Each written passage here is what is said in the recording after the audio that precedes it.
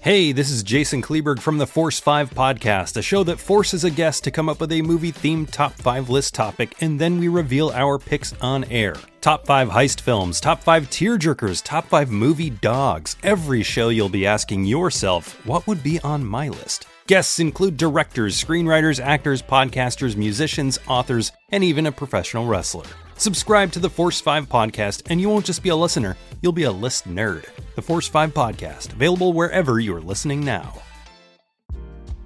Are you a film fan who loves the ultimate home video experience? Look no further than The Disconnected. Your host, Ryan Verrill, is your go-to source for the latest and most accurate information on home video releases, exclusive interviews with industry insiders and filmmakers, and has established a thriving community where every film and physical media enthusiast feels welcome. From hidden gems to blockbuster hits, The Disconnected brings you insider knowledge and a welcoming space to share your love of cinema. Watch every Thursday night at 9:30 Eastern, 6:30 Pacific for the live announcements show and follow The Disconnected on social media to stay updated. Subscribe to The Disconnected on YouTube or on the podcast provider of your choice and dive into a world where every movie night is an adventure. Wake Up Heavy is a Weirding Way media podcast.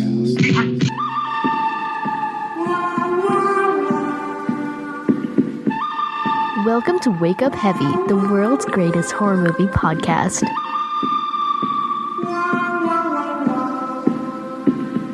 In this episode, my weird dad will be talking about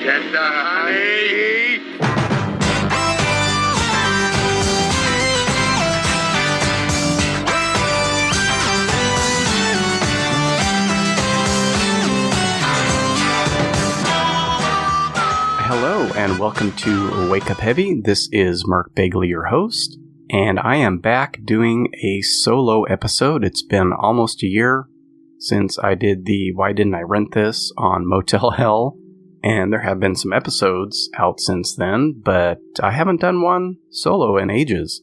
This is something of an unexpected episode, not one that I necessarily planned on doing or even thought about doing after this happened, but as things go with me and my brain, once I started entertaining these thoughts, an idea popped into my head for an episode. So, if you follow me on social media, you may have seen last month that I posted that my father had passed away on August 12th, and really had no plans other than social media posts to get that out there. Around that time, a little after, Chris Dashew and I started talking about doing an upcoming episode for the show, or a joint episode for Wake Up Heavy and the Culture Cast. And I thought, well, maybe I'll throw something at the beginning of that for whatever reason. I don't really think this is something I need to talk about on my show, but I thought, oh, maybe I'll throw something on at the beginning, just as a passing note. This is one of those big life experiences, the loss of a parent. So I thought I might tack it on at the beginning, and then I started thinking, well, what would I say? And unfortunately, I wouldn't be able to say, oh, thanks to my dad, I love movies, or thanks to my dad, he showed me The Exorcist at way too young an age, or something like that. I see posts like that all the time. People talking about their grandmas or aunts or uncles or parents that showed them stuff, and that's where their love of movies or their love of horror started. And I can't really say that about either of my parents. I think their relationship with movies is vastly different than mine, and in no way similar to how I interact with Cleo with movies, and how I really like to show her the movies that I appreciate and to discover new movies together. And I hope for her in 20 years or whatever that those are fond memories for her. Maybe she'll have her own podcast and talk about it. Who knows? So no family members really inspired my love of film. My sister and I were movie buddies, movie cohorts in our teen years when we would go and rent movies constantly. So I guess we influenced and informed each other's tastes, that first whole season of my show is basically movies that she and I watched a lot and loved. So when I started thinking about doing a little intro and couldn't say, thanks, Dad, for giving me my love of movies, I thought, well, what in the world could I talk about? And then all this stuff from my childhood started rolling in, and all the kinds of movies that we did watch and TV shows, and a lot of it really did inform later tastes. There are certain movies by certain actors that I still love to this day that we watched religiously, and I also think that I brought some things to him that he may have never experienced before or would have sought out on his own. So this is about those things that we caught mainly on TV and enjoyed together.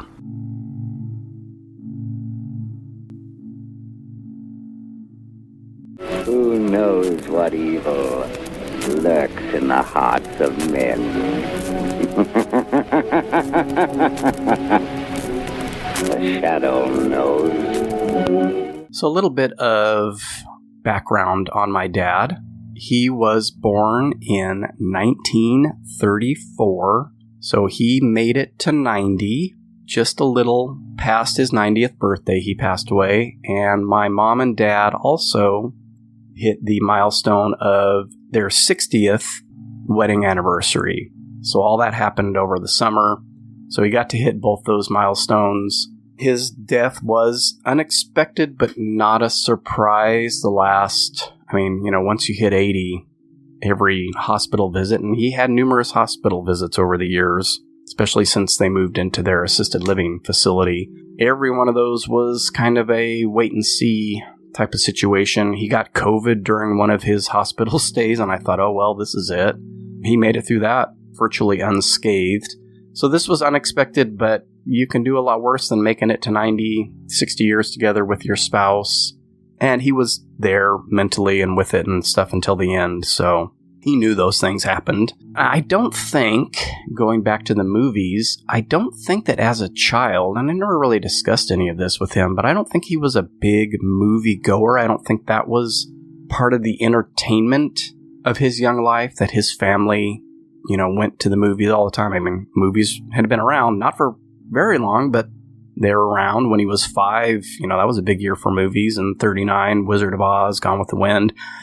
I don't know if he saw those when they came out. I know that he and his dad would go and see a lot of the LA sports events. So baseball games, college basketball, I know was big with them. They went to wrestling matches when he was a kid. And then I think the other big entertainment was radio.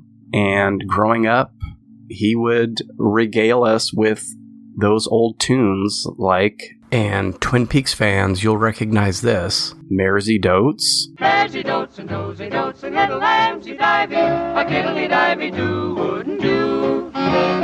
And the Java Jive. I love coffee, I love tea, I love the Java Jive and it loves me. Coffee and tea and the Java and me. A cup, boy. And he would talk about the old shows like The Shadow and all that stuff, and kind of reminds me of Ralphie in A Christmas Story, a movie that we discovered together on TV back then, after it kind of bombed at the box office and then became a staple of TV. And I remember him kind of lighting up when those scenes around the radio would come on. Oh, fudge. Yeah, I don't think movies were a big deal for him. Radio, music, sports, all that stuff took precedence over movies. Growing up, although we did as a family go to the drive-in pretty regularly, there was one very near our house, the Sunnyside Drive-In, which at the time boasted the largest screen in the country. And I don't know if that means for drive-ins only or, all kinds of movie screens. I would imagine that drive-in screens are usually larger than cinema screens. And I don't know how long that lasted, but whenever I look it up these days, I always see clips about that. We did that pretty often. And one that I remember in particular, although my specifics about it are very vague, we saw a double feature sometime in the late 70s of either Jaws or Jaws 2 with either Orca or the Deep. And I think it was Jaws 2 and Orca, but I don't know. And I would confuse Jaws and Jaws 2 for the longest time growing up because I would see them on TV, and since this is mostly the same actors were in both, I wouldn't really remember what that was. But we had a VW square back, and so my sister and I would lay in the back and watch the movies from back there. And man, I know we went quite often, but really that's the only movies that I specifically, quote unquote, remember. It was a aquatic horror double feature, regardless of what the movies are that I obviously can't remember all that well. And the only movies I remember seeing that I can recall seeing in the theater with him are the Ralph Bakshi Lord of the Rings.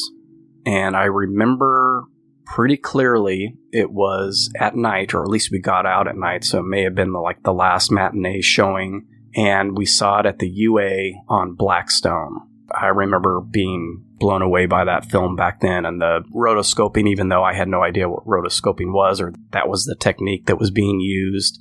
As you guys know, I have watched those with Cleo since then. They made quite an impact, that movie and the others. And then I remember going and seeing the movie called The Late Great Planet Earth. I don't know if anybody's familiar with that. Hal Lindsey, author of an incredible best-selling book called The Late Great Planet Earth, featuring Orson Welles. It is based on a book by Hal Lindsey, and he also co-narrates it with Orson Welles. It is basically an end times Christian propaganda film, and we saw that at a little cinema, I think that was close to the church that we went to at the time. And being just utterly fascinated by that whole idea that predictions and taking things from Revelation and the rest of the Bible to extrapolate out and figure out when the end times were, in these modern things that are supposedly matching those predictions.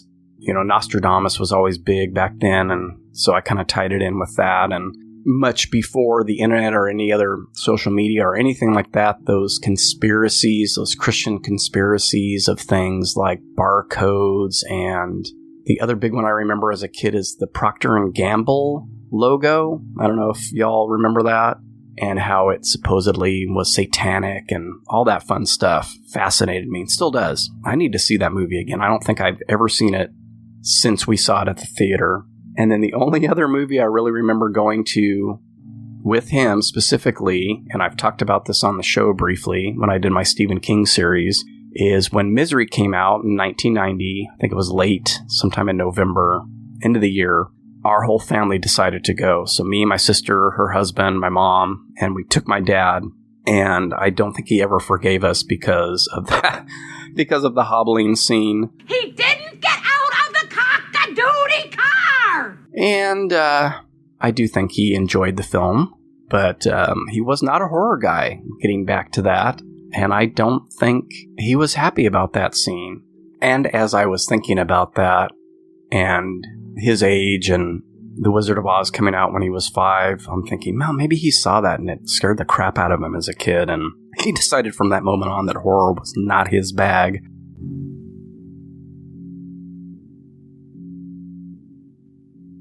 But Ian, this is a .44 Magnum, the most powerful handgun in the world, and would blow your head clean off. You've got to ask yourself one question. Do I feel lucky? Well, do you, punk? So since I grew up in the 70s and early 80s, most of what we watched was on TV, on network TV. We didn't get cable until I was in my late teens. I honestly, I know I've mentioned this on a show, think that I was 17 or 18 before we got cable. So it was TV for most of my childhood, up until we got a VCR in the early to mid 80s, and then cable when we got that. So it was just whatever's on TV, the stuff that would play Friday and Saturday nights on the networks, and we saw a lot of big movies when they made it to TV. Things that I still love today that I've talked about, things like Foul Play, Marathon Man. I remember seeing Dog Day Afternoon. A lot of those really big 70s movies with those actors like Al Pacino and Dustin Hoffman and Robert De Niro and Robert Redford and all those guys. That's what we would watch. And then there was the Saturday and Sunday afternoon lineup on Channel 26 Action Theater. Now, I would watch, of course, the horror movies. Usually on those afternoons, my dad would be out doing yard work or God knows what else. He had a million different things going on when I was a kid. He had side hustles galore before that was even a real term. So I would sit and watch whatever was on there. But together, we definitely watched the Westerns and the action movies. And that's where my appreciation of Clint Eastwood and Charles Bronson come from. So the Eastwood movies, of course, the Westerns, the spaghetti Westerns, his Westerns, which I think we both, and to this day, I think I can say this, we both prefer his, like the Outlaw Josie Wales and some of the other ones. Of course, I'm blanking on all the names now. But we would watch the spaghetti Westerns, Every Which Way But Loose, which is not a Western, but a comedy. And I watched that again recently and thought, oh yeah, this was a good one. This is why we liked this one. Escape from Alcatraz, all that stuff. And one of our faves that I know we caught 2 or 3 times was The Gauntlet.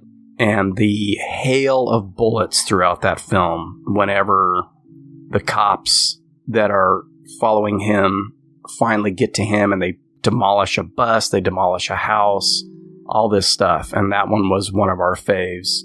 Charles Bronson, of course, the Death Wish movies. Gosh, all those movies that he made with J. Lee Thompson, we would catch. I had no idea who J. Lee Thompson was or what he did at the time. Murphy's Law, Hard Times, Mr. Majestic, 10 to Midnight. I think I talked about this a long time ago, but I'm sure we caught it at some point, or maybe I saw it on cable, because I'm not really sure how that would play on broadcast TV. It is possible, though, that it was on at some point, heavily edited. I don't know that my dad would have appreciated the unedited version of it. I love that movie. It's such a sleazy piece of trash, and it's just great. I mean, how can you go wrong with a line like this? Warren, do you recognize this? Leo, what's that, Warren? You ever see one of these before? What's it used for? What's the matter? Cat got your tongue? It's for jacking off, isn't it? And I think as far as Bronson goes, aside from Death Wish and all those other ones, our favorite, and I talked about this on the Culture Cast, was Death Hunt with Lee Marvin, Angie Dickinson, oh God, Carl Weather, all kinds of people in that movie. I know we watched that movie 4 or 5 times. You know, network TV, maybe even caught it on cable when we finally got it, and just absolutely loved that. I'm sorry, as I'm sure you can tell, my voice is even scratchier than usual, and I probably sound a bit nasally. This is one of the reasons I haven't actually done this episode up till this point. The other reason is that my wife had her second surgery. She had her hip replaced a couple weeks ago, so she is now bionic, and we have been watching those 2 shows, by the way.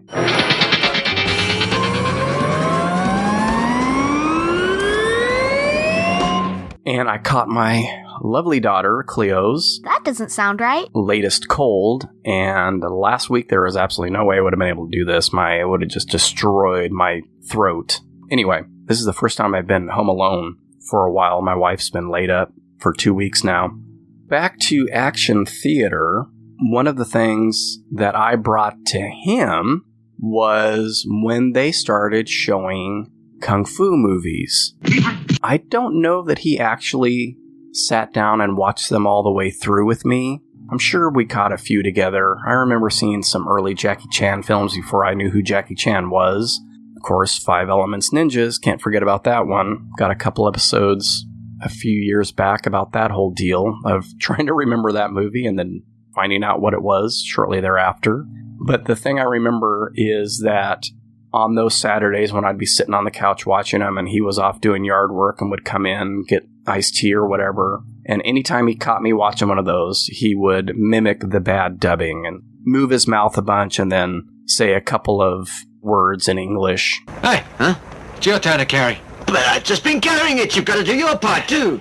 It's your turn. It's yours. Look, I'm finished. I just told you no, didn't I? All right. We recognize that in the spaghetti westerns as well, and why that in Italian horror movies doesn't bother me or put me out of the film or any of that. So I was used to those things from those movies, and those would come up in conversation over the years, and it always led to more of that mimicry and the sounds, the chopping sounds.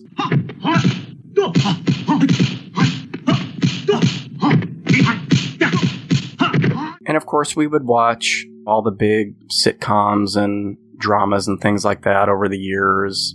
MASH was always popular. Hill Street Blues later on, St. Elsewhere. But two shows that I definitely relate to him. One is Rockford Files. And I had to throw some of that music on at the beginning. How'd you like that opening? I created that opening when I first started thinking about doing this episode, and I've listened to it like 20 times since I did it, and it just cracks me up. Rockford Files was big. That was, I think, one of his favorite shows. And then another show that he and I watched together was Police Squad. And I'm pretty sure I mentioned that on those episodes that I did with Mike and Chris. That little series you can go listen to over on Wording Way Media. That dumb humor, I think he had a love-hate relationship with stupid comedies. When I think of that, I think of Police Squad. I'm sure we caught Airplane at some point and probably groaned all the way through it. The other big ones were the pairings of Dom DeLuise and Burt Reynolds. And he just loved those two guys together.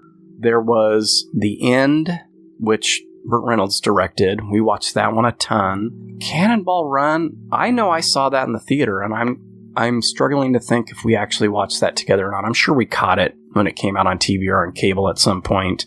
And then, not a Burt Reynolds pairing, but the other Dom DeLuise movie that we loved was Fatso. And I swear, we watched that. I don't know how many times we watched that. And I'm often surprised when I think of that because I think, well, it had to have just been re-airings of it. I don't know that we ever rented any of those, but it's possible. Could have been cable, but I just think, once a TV station got a hold of these movies, they just played them all the time. I know that's true of the Kung Fu films, those big packages of Shaw Brothers movies that were licensed out to local stations, and they would just run them constantly. That we watched Fatso a ton, directed by Anne Bancroft.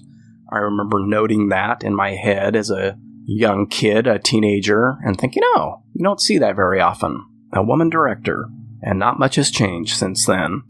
Get the honey, Junior. Give him the honey, Junior. It's in the cupboard, Dom. Well, get it. What else did they cover with that chocolate? I mean, besides the orange wedges, grapes, peaches, strawberries.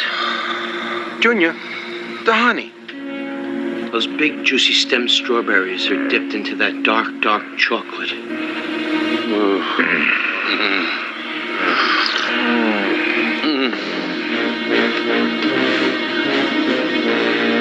Get the honey! Get the honey!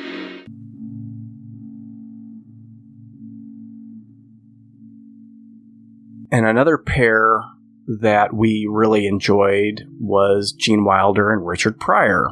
When I talked with Chris and Mike about The Toy, I mentioned that we were more, even though Cosby had his show and stuff, in the mid-'80s and whatnot, and he was more family-friendly at the time, we were kind of a Richard Pryor home because of those movies that got played. And I realized as I was farming for clips for some of this stuff, and this includes, the Bronson films, the Eastwood films, Dirty Harry.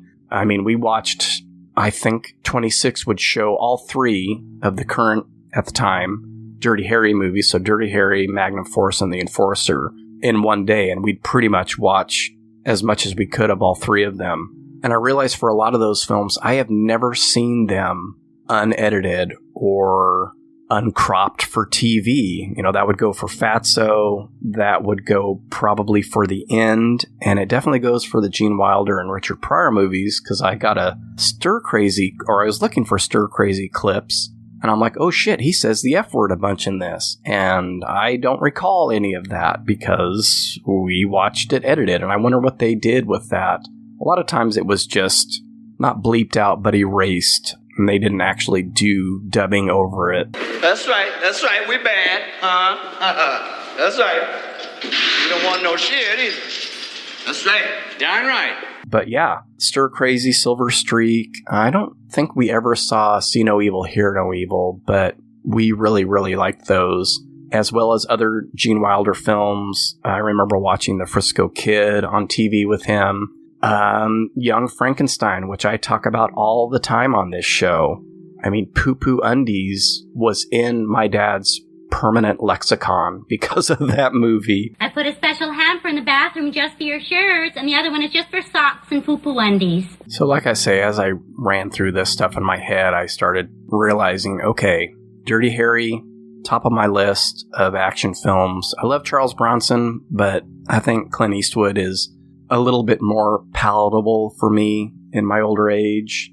I still need to get Cleo to watch some of those. I don't know if she'd have any interest in any of them at all, but that's been a constant in my life. I know I've brought them up on watch list episodes and things like that. Young Frankenstein, of course, just comes up constantly. Haven't watched it in a while, though. Need to get back to it. I have not watched any of those Pryor, Wilder, or DeLuise Reynolds movies in ages. I need to. I got some clips from Fatso, and I was like, man, I need to watch this again. I know I've looked every once in a while for stuff like that, and they're not streaming anywhere, but I should give them a perusal again. I'm sure I could drum up all kinds of other memories. I know that we watched Dark Knight of the Scarecrow when that came out. I've talked briefly about that on episodes. We used to watch The Wonderful World of Disney, of course, on Sunday nights, I believe, and so those Dexter Riley films and all those other live-action Disney movies were a big thing growing up. That was it. It was around the TV, whatever the 3 or 4 channels that we had were playing. A lot of those movies really stuck with me. Oh, one I forgot to mention was Murder by Death, which I've brought up a bunch, did an episode on. Same goes for Foul Play. Murder by Death is kind of that smart/stupid humor that he seemed to like. I know that, like Young Frankenstein, a lot of those, especially the Peter Sellers stuff, ended up in his repertoire. Room filled with empty people. 70s, mid-70s, what's on TV stuff, and a lot of it really stuck. So I think that's important, and that time as a family, or times on weekend afternoons watching spaghetti westerns or kung fu or Charles Bronson blow away a bunch of baddies is important stuff.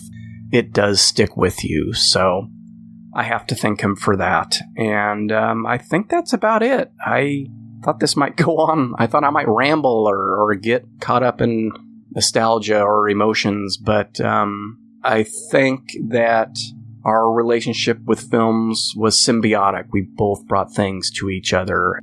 Hopefully he had fond memories as well of watching some of those kung fu movies and other things with me. Okay, I think that's it.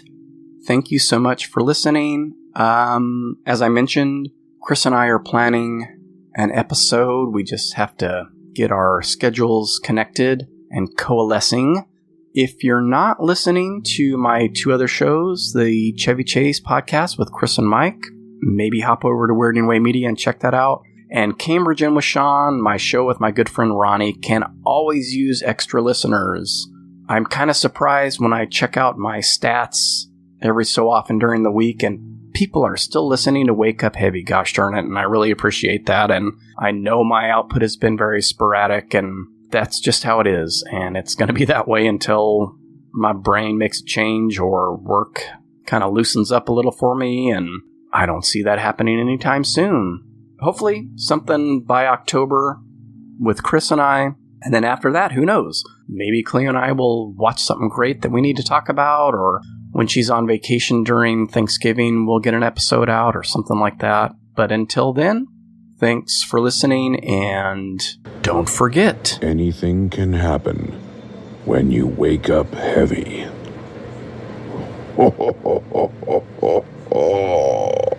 Get the honey!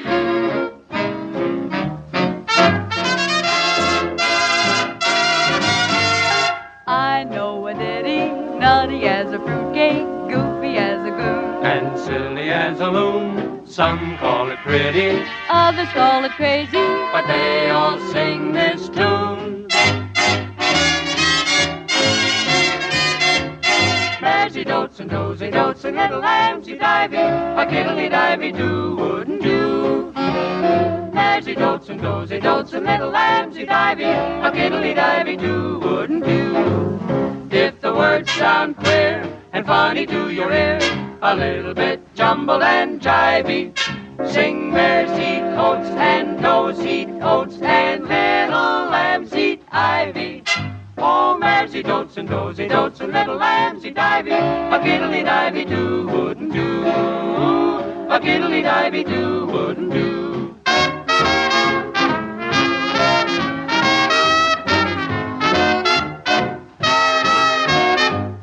Dotes and dozy, dotes and little lambsy divey, a kiddly divey do, wouldn't you? Maresy, dotes and dozy, dotes and little lambsy divey, a kiddly divey do, wouldn't you? If the words sound queer, funny to your ear, a little bit mumbled and tumbled and jumbled and jivey, sing mares eat oats, does eat oats, little lambs eat ivy. Dotes and dozy, dotes and little lambsy divey, a kiddly divey do, wouldn't you? A kiddly divey do, wouldn't you?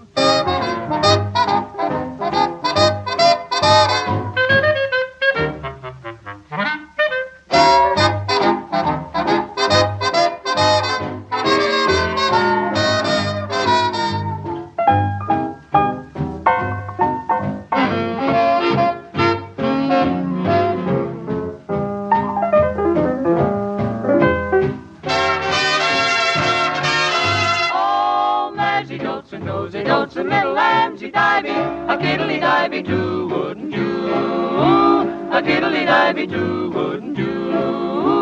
A kiddly divey do, wouldn't you? A kiddly divey do, wouldn't you? A kiddly divey too, wouldn't you? Wake Up Heavy is a Weirding Way media podcast. Have you ever wanted to dive deeper into the horror movies you love? Beyond the Blood is a horror podcast for fans who want more than just surface level screams. We do deep dives into the movies that shaped us, digging into director commentaries, behind the scenes stories, deleted scenes, and the special features that most people skip. Each episode is a love letter to the genre. We break down how these films were made, the creative risks that paid off or didn't, and the lasting impact they've had on the genre as a whole. From 70s slashers to modern nightmares, we celebrate the craft, chaos, and characters that keep us coming back. If you're the kind of fan who rewatches movies with the commentary on, or you simply grew up in the video store horror aisle, the Beyond the Blood podcast was made for you. New episodes every single week. Subscribe, let's dig deep. Welcome to the Beyond the Blood podcast.